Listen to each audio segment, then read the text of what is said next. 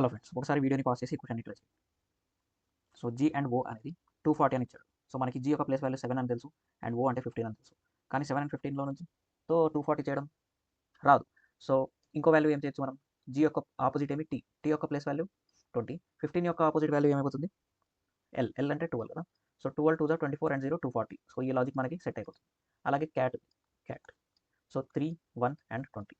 అలానే ఇక్కడ 24 అయిపోతుంది, ఇది 26 అయిపోతుంది అండ్ అలానే ఇది 7 అయిపోతుంది. మనం యూనిట్ డిజిట్ తీసుకున్నాం. 7 6 42, 2 4 8. సో యూనిట్ డిజిట్ 8 ఉండాలి. సో మనం గెస్ చేసిన లాజిక్ కరెక్ట్ కదా. సో B80కి ఏమవుతుంది? అలాగే ఇది 20 కదా, ఇక్కడ 7, ఇక్కడ 26, ఇక్కడ 25. సో మన ఆన్సర్ అనేది 7 మల్టిపుల్ అయి ఉండాలి. చూద్దామా ఒకసారి. 7 7 49. ఈ వాల్యూ చూస్తున్నా. 7 7 49 అంటే 44 ఇది అవుతుందా? ఇది కాదు. 7 6 42 అండ్ 3 7 5 35 ఇది అవుతుందా? ఇది అవుతుంది. వేరే క్వశ్చన్స్, అదే వేరే ఆప్షన్ చూద్దాం. 7 8 56 113 ఇది కాదు. అండ్ 7 6 42 అండ్ దెన్ 55 ఇది కూడా. సో మన ఆన్సర్ 4550. సో 7 యొక్క మల్టిపుల్ చూసి మనం ఆన్సర్ డిసైడ్ చేస్తాం. ఇంకో క్వశ్చన్ ట్రై చేయండి. ఈ కాన్సెప్ట్ని నేను ముందు కూడా డిస్కస్ చేశాను, ఒకసారి ట్రై చేయండి. ట్రయాంగిల్ ఏబీసీలో యాంగిల్ ఏ అనేది 90 అని ఇచ్చాడు. ఏబీసీలో A is 90, okay, and AB is 7 and AC is 24. మనకి రైట్ యాంగిల్ ట్రయాంగిల్ తెలుసు కదా, 7 24 అండ్ 25. సో మన బీసీ అనేది 25 అయిపోతుంది. అండ్ అతను ఏమన్నాడు?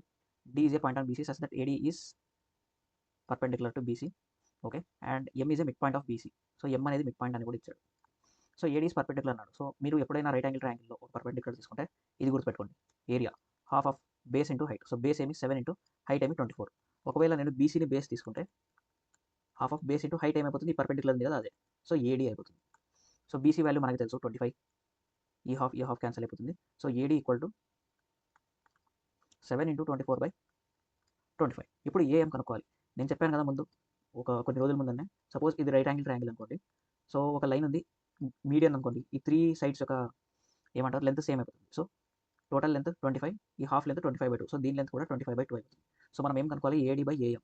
సో మనకి ఏఎం వాల్యూ కూడా తెలుసు కదా, 25/2 కదా, అండ్ ఏడీ వాల్యూ కూడా మనకు తెలుసు. సో దీన్ని ఏడీ/ఏఎం రాసేస్తాను.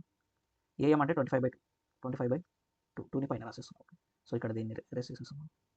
సో మన ఆన్సర్ డినామినేటర్లో 625 ఉండాలి. సో మన ఆన్సర్ ఇది. ఓకే, ఇలాంటి మంచి ఇంట్రెస్టింగ్ క్వశ్చన్స్ కోసం ఛానల్ని సబ్స్క్రైబ్ చేసుకోండి. Thank you.